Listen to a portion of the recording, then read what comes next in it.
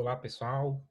A gente agora vai trabalhar um pouco com conjuntos. A gente vai discutir algumas noções básicas de conjuntos. A gente vai relembrar algumas operações de conjunto para que a gente possa dar seguimento à nossa disciplina e agora partir para análise, uma análise mais detalhada dessa parte de conjuntos e com algumas demonstrações de algumas propriedades de conjuntos, né? Mas para fazer isso, a gente vai precisar primeiro das definições básicas, né, e das operações básicas, e é basicamente isso que a gente vai fazer nessa aula de hoje, é uma revisão de conjuntos de notação e de operações básicas com conjuntos, tá certo? Vamos lá, o que são conjuntos? Conjuntos são grupos de elementos, ou coleções de elementos, né? Conjuntos é um objeto matemático bem abstrato. Conjuntos podem ser compostos de quaisquer elementos, né? Normalmente, os exemplos que eu vou dar são exemplos numéricos, né? São exemplos onde os conjuntos são números. Mas conjunto pode ser qualquer coisa, né? Pode ser cadeira, mesa,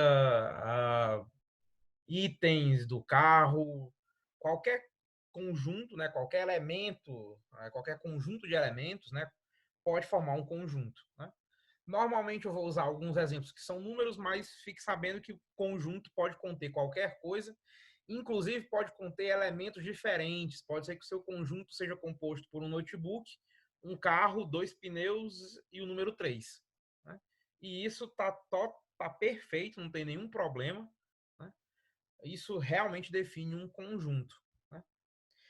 Normalmente, né, vocês devem estar acostumados a trabalhar com conjuntos de uma maneira descritiva e a fazer operações com esses conjuntos. A gente agora vai começar a trabalhar com conjuntos de uma maneira um pouco mais abstrata. Para isso, eu normalmente vou denotar os nossos conjuntos por uma letra maiúscula, né? A, B, C, D. Isso vão ser os nossos conjuntos. Normalmente, quando eu quiser pegar um elemento qualquer de um conjunto, um elemento arbitrário de um conjunto, eu vou pegar a letra minúscula da letra que representa o conjunto. Então, por exemplo, se eu pegar um Azinho, normalmente eu vou usar ele como sendo um elemento do conjunto A maiúsculo. Se eu pegar um Bzinho, B minúsculo, é o elemento do conjunto Bzão, B maiúsculo.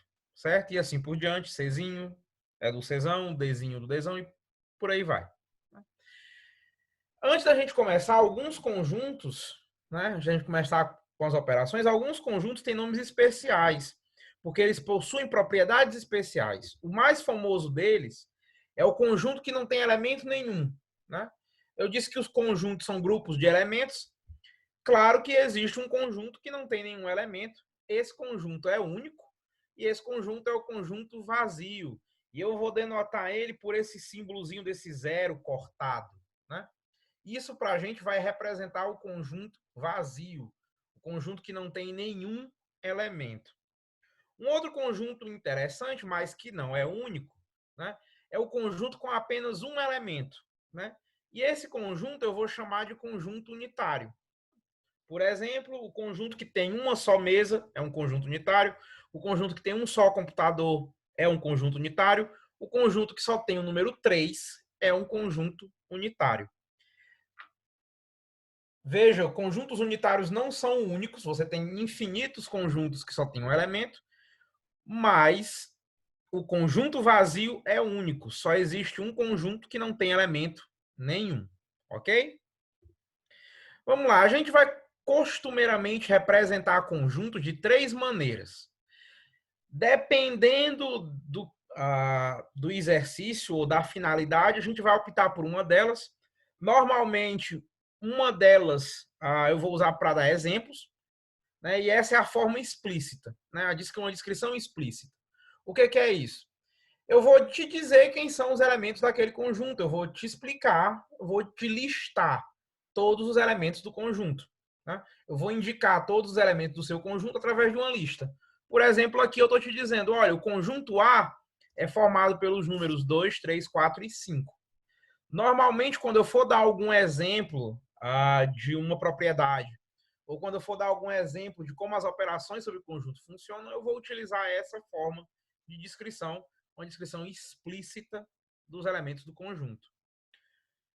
Quando eu pedir que você prove alguma coisa, ou que você faça algum exercício, eu vou normalmente usar uma descrição implícita ou uma propriedade. Né? Como assim? Eu vou te dizer uma propriedade que os elementos do conjunto devem possuir. Né? Por exemplo, eu posso dizer que A é o conjunto de todos os elementos x, tal que x é um número par. Quem é A? A é o conjunto de todos os números pares. Né? É o conjunto de todos os elementos x, tal que x é um número par. Então, A é o conjunto de todos os números pares. Né? Essa é a nossa segunda forma de definir, né, de apresentar um conjunto. Veja, normalmente você só consegue explicitar, né, só consegue criar um conjunto infinito, um conjunto que tem uma infinidade de elementos, usando esse tipo de descrição implícita. Né? Normalmente você não consegue, usando uma descrição explícita, escrever um número infinito de elementos na sua lista. Então, normalmente, conjuntos, para não dizer sempre, conjuntos infinitos, eles são descritos de uma maneira implícita, né, através de uma propriedade. E ambas as descrições que eu acabei de dar são formas válidas de definir um conjunto. Qual é a última forma? A última forma é a forma mais gráfica. E é provavelmente a maneira que vocês estão mais acostumados, que é o diagrama de Venn. Né? O que é isso? Bem, a gente basicamente vai colocar os elementos dentro de um círculo. Né? A gente vai criar uma bolinha, um círculo, e vai escrever os elementos que estão dentro, seja uma descrição explícita, né? Indicando todos os elementos do conjunto na forma de uma lista, como está aí na tela para vocês, ou uma descrição implícita. Eu podia colocar dentro do meu círculo e dizer, olha, isso aqui é todos os elementos, todos os números pares, todos os números ímpares, todos os primos, todos os múltiplos de 2. Né? Normalmente, o uso do diagrama de Venn, né, é muito utilizado quando a gente está trabalhando com operações sobre conjuntos, porque é muito fácil ou muito intuitivo de se visualizar essas operações sobre conjuntos nessa forma de diagramas, né? É bem mais visual. Eu vou apresentar alguns exemplos dos nossos operadores usando diagramas e você vai ver que fica bem mais intuitivo perceber o que aquilo dali representa, o que cada uma daquelas operações representa. Tá certo? Então, novamente, a gente tem três formas de representar um conjunto: descrição explícita, todos os elementos na forma de uma lista; descrição implícita, através de uma propriedade; ou diagrama de Venn, que é uma descrição mais gráfica. Vamos lá, a primeira operação, na verdade, o primeiro operador que a gente precisa ter, né, se a gente quer realmente trabalhar com conjuntos, é a ideia de pertinência. O que significa isso? A gente tem que indicar que um elemento faz ou não parte de um conjunto. Tá? E para isso a gente vai precisar de um operador que represente o fato de que aquele elemento está ou não contido em um certo conjunto. Né? Então, a gente vai ter um operador de pertinência, que eu vou representar por esse E estilizado, e a gente vai dizer que um elemento qualquer, Azinho, pertence, né? E é assim que a gente vai ler esse símbolo, é o pertence, A, para indicar que esse elemento pertence ao conjunto A. Eu vou escrever A, esse meu E caligráfico Azão, para indicar que o elemento Azinho, lembra que eu disse que os elementos seriam letras minúsculas, pertence ao conjunto A. Lembra que eu disse que o conjunto seriam letras maiúsculas. Tá? Da mesma maneira, se o elemento não pertencer ao conjunto A, eu vou representar esse fato com esse E estilizado, mas cortado, né, transversalmente, cortado diagonalmente. Né? Esse símbolo para a gente vai ser o não pertence. E isso vai ser lido como A não pertence à Azão. Né? Azinho não pertence à Azão. Né? Muito cuidado. Eu disse que um conjunto é uma coleção qualquer de elementos. Então, um conjunto pode ser elemento de outro conjunto. Tá? Eu posso ter um conjunto contido em outro. Por exemplo, se o meu conjunto for o conjunto B que está aí aparecendo para vocês, né? O conjunto composto pelo número 2, o número 7 e o conjunto dos números 5 e 4. O número 5 não pertence a B. O número 5, eu vou ler de novo, não pertence a B. O que pertence a B é o conjunto formado pelos números 5 e 4. Né? O conjunto formado pelos números 5 e 4 é que pertence ao conjunto B. O elemento 5 não pertence ao conjunto B. Muito cuidado. Se esse conjunto só tivesse o 5, né? Se em vez do 5 e do 4 eu só tivesse o 5, o elemento 5 ainda não pertenceria a B. O que pertenceria a B seria somente o conjunto que contém o elemento 5, o conjunto unitário formado apenas pelo elemento 5. Muito cuidado. Vamos lá, vamos ver alguns exemplos, né, de pertinência. O 5 pertence a esse conjunto? O conjunto 2, 4, 6, 7, 8? Não. Né? O 5 pertence ao conjunto dos números pares, ao conjunto todo x, tal que x é par? Não. É porque 5 não é par. 5 pertence a esse conjunto? 4. Opa. Aqui era para ser o conjunto o conjunto que contém o 5, o 6 e o 78. Né? E aqui não, o conjunto 5 não é um elemento. Né? Cuidado. Aqui eu estou perguntando se o conjunto, né, 5, o conjunto unitário que contém o 5 pertence ao conjunto 4, 5, 6, 7 e 8. Né? A resposta é não. O conjunto 5 não é um elemento. O conjunto 5 pertence ao conjunto formado pelo conjunto 4, 5 e 6 e o número 78? Também não. O conjunto 5 sozinho não é um elemento. Lembra, o conjunto unitário formado pelo número 5 é diferente do número 5.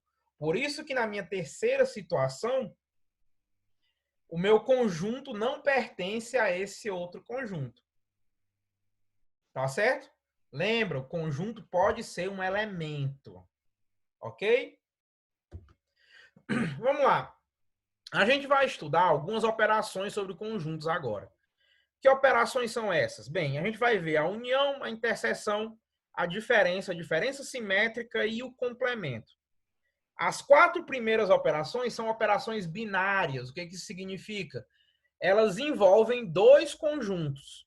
Tanto a união, quanto a interseção, quanto a diferença simétrica, elas envolvem 2 conjuntos. O complemento é a única dessas operações que é unária, ou seja, ela só envolve um único conjunto. Importante lembrar que a união, a interseção, a diferença simétrica e o complemento de qualquer conjunto também é um conjunto. Então, a união de 2 conjuntos é um conjunto, a diferença de 2 conjuntos é um conjunto, a interseção de 2 conjuntos é um conjunto, a diferença simétrica de 2 conjuntos também é um conjunto e o complemento de um conjunto também é um conjunto. Então, vamos lá, vamos começar pela união. O símbolo da união vai ser esse meu U estilizado, né? Esse meu U um pouco diferente. E como é que vai ser a união dos 2 conjuntos? Eu vou escrever A união B, é assim que eu vou ler esse meu símbolo esquisito, né? Esse meu U virado. Isso é o conjunto formado por todos os elementos X, tal que X pertence a A ou X pertence a B. E aqui você pode fazer um paralelo lá com a lógica. Esse ou você pode imaginar que é exatamente aquele nosso ou lógico, né, que a gente viu lá atrás. Se eu desenhasse isso num diagrama, né, o que seria a minha união, né, o que seria o A união B? Seria se eu pegasse todos os elementos de A e todos os elementos de B, né? É como se eu estivesse selecionando, aí eu estou colocando um pouco mais em azul escuro, né, um pouco em azul escuro, né? É como se eu estivesse selecionando todos os elementos de A e todos os elementos de B, né? Vamos ver alguns exemplos da minha união, né? E aqui talvez apareça uma dúvida muito comum entre os alunos e a gente talvez consiga sanar essa dúvida, né? Vamos imaginar que o nosso conjunto A é formado por 1, 3, 4, 5, 7, 9. E o conjunto B, 1, 2, 4, 6, 8 e 9. A união de A com B é o conjunto 1, 2, 3, 4, 5, 6, 7, 8 e 9. Veja, os elementos repetidos não aparecem duas vezes, né? A gente está aqui assumindo que quando esses elementos se repetem em dois conjuntos, na verdade, eles são o mesmo elemento que aparece nos dois conjuntos. Eles não são elementos distintos. Eles não são elementos diferentes. O 1 que faz parte do conjunto A é exatamente o mesmo elemento 1 que faz parte do conjunto B. Eles não são elementos distintos, né? Então, a nossa união ela vai sim ter elementos. Ela não vai ter elementos repetidos. Aqui eu tinha um 1 no conjunto A e um 1 no conjunto B. Esse 1 é o mesmo 1, né? A gente não vai repetir, não vai aparecer dois 1s no meu conjunto união, não. Eu tinha um 9 no conjunto A, um 9 no conjunto B, e vai aparecer um 9 apenas na minha união. Eu não repito os meus elementos. Eles são únicos. Os meus elementos são únicos. Eu não repito os meus elementos. Ok? A nossa próxima operação é a interseção. E a interseção tem como símbolo esse U invertido, né? Como se ele fosse um pouco o contrário da união, no mesmo sentido que os conectivos OU e I a gente tinha lá em lógica, né? Lembra que o OU era um Vzinho para cima e o I um Vzinho para baixo. Aqui é mais ou menos a mesma ideia. E sem muita surpresa, qual é a definição da minha interseção, do meu conjunto de interseção de dois conjuntos? Eu vou dizer que a interseção B, e é assim que eu vou ler esse símbolo, interseção, são todos os x, tal que x pertence a A e x pertence a B, né? Veja, aqui, assim, né, com a mesma relação que o meu OU e o meu I tinham lá em lógica, a minha união e a minha interseção vão ter aqui em teoria dos conjuntos, né? Veja que a minha interseção são os elementos que fazem parte de A e fazem parte de B ao mesmo tempo, né? Se eu desenhasse um diagrama de Venn, né, eu poderia imaginar que os conjuntos A e B se tocam, né, e a minha interseção é justamente a parte em que eles se tocam, né? Vamos lá, se eu pegasse o mesmo exemplo anterior, a minha interseção, né, seria exatamente os elementos que estão repetidos. Lembra que eu disse que os elementos repetidos não apareciam na união?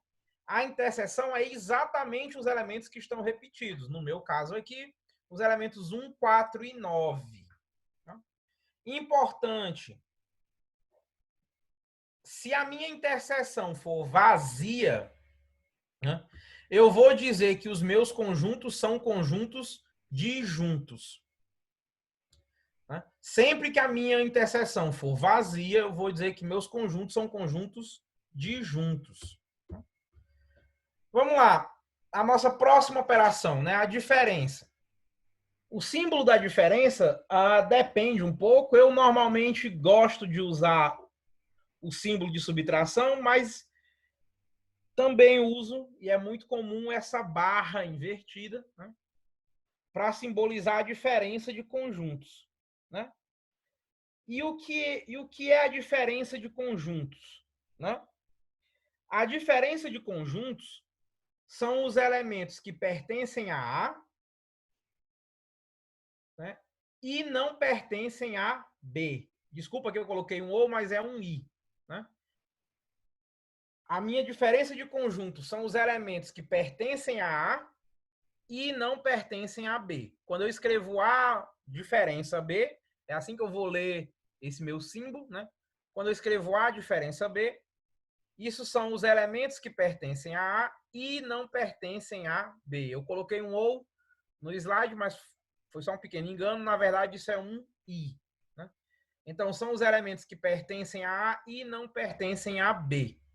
E eu vou simbolizar a minha diferença, como eu disse, pela minha barra invertida ou pelo símbolo de menos. E se eu for desenhar isso num diagrama de Venn, o que eu vou ter? Eu posso imaginar que eu tenho os meus dois círculos representando os conjuntos A e B. E agora eu vou pegar o conjunto A e vou subtrair, né? Vou tirar ou vou ignorar a interseção desse conjunto com B. Né? Eu vou ignorar essa interseção do meu conjunto A com o conjunto B.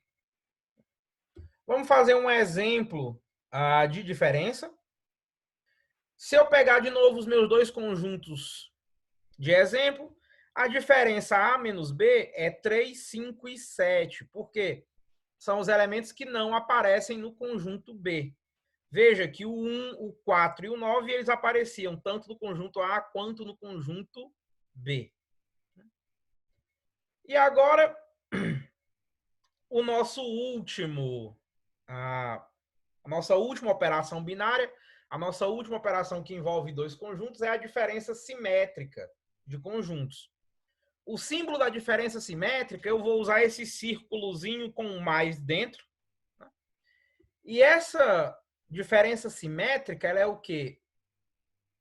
Bem, a diferença simétrica B, é assim que eu vou ler essa expressão, são os elementos que ou fazem parte exclusivamente de A ou fazem parte exclusivamente de B. Então, são os elementos que ou aparecem apenas em A ou aparecem apenas em B. Né? Você pode imaginar que essa diferença simétrica é a união da diferença A menos B com a diferença B menos A. Né? Então, são os elementos que só aparecem em A ou elementos que só aparecem em B. Né? No nosso exemplo, né, o que seria a diferença simétrica entre A e B? Bem, a diferença simétrica, de novo, são os elementos que só aparecem em A ou só aparecem em B. Então, seria o 2, que só aparece em B, o 3, que só aparece em A, o 5, que só aparece em A, o 6, que só aparece em B, o 7, que só aparece em A, e o 8, que só aparece em B. Novamente, veja que isso seria a união das diferenças de A e B, que no caso seria 3, 5 e 7, e a diferença de B e A, que no caso seria 2, 6 e 8. Né? Por isso, essa operação se chama diferença simétrica de conjuntos. E agora, a nossa última operação é o complemento. Né? Para o complemento, normalmente a gente vai considerar que o conjunto A tem os seus elementos tirados de um outro conjunto, né? Um conjunto U, né? Um conjunto Uzão grande ou um conjunto Z, né? Um conjunto U maior, né? Esse conjunto costumeiramente é chamado de conjunto universo, né? E a gente vai denotar essa operação de complemento de A por A barra, mas esse A barra está condicionado a quem é o meu conjunto U, a quem é o meu conjunto universo. Normalmente, você vai conseguir inferir esse conjunto universo, né? Você vai conseguir dizer quem é esse conjunto universo só pela própria definição do A. Por exemplo, se eu definir A como sendo os múltiplos de 3, é porque o universo seriam os números, né? Seriam todos os números naturais. Né? Se eu definisse A como sendo o conjunto dos reais, tal que x menos 2 é igual a 0. Né? Você já sabe que o meu universo, na verdade, é o conjunto dos números reais. Né? Então, você sempre vai conseguir inferir quem é o conjunto universo. Quando isso não for possível, eu vou dizer explicitamente da onde é que eu estou tirando os elementos de A. E aí você vai saber explicitamente qual é o universo que eu estou tratando. Né? E o que é o complemento de um conjunto? Né? Bem, o meu A barra, e eu vou ler complemento de A, né? São todos os elementos do universo que não fazem parte de A. Né? Daí o nome complemento, né? É o que falta em A para chegar no universo, né? É o que falta em A para ter todos os elementos. Por exemplo, se o meu conjunto A fosse os números pares, o meu A barra seria os números ímpares, né? O que seria o meu conjunto U? Né? O que seria o meu conjunto universo? Seria todos os números. Bem, isso a gente aqui a gente termina os meus exemplos, essa pequena revisão de operações com conjuntos. Né? Eu espero que vocês tenham conseguido assimilar, ou na verdade tenham conseguido se lembrar de bastante coisa. Né? A gente vai passar, né, na nossa aula seguinte, a gente vai trabalhar um pouco com provas matemáticas relacionadas a essa parte de conjuntos. Né? Eu pediria que vocês fizessem as listas. Né? Por favor, tente fazer as listas. Eu peço que você faça alguns exercícios de fixação que vão parecer meio simples, né? Meio ingênuos, mas é importante para você se lembrar bem dessa notação e se lembrar bem como é que essas operações funcionam. Então, pessoal, eu vejo vocês na nossa próxima aula.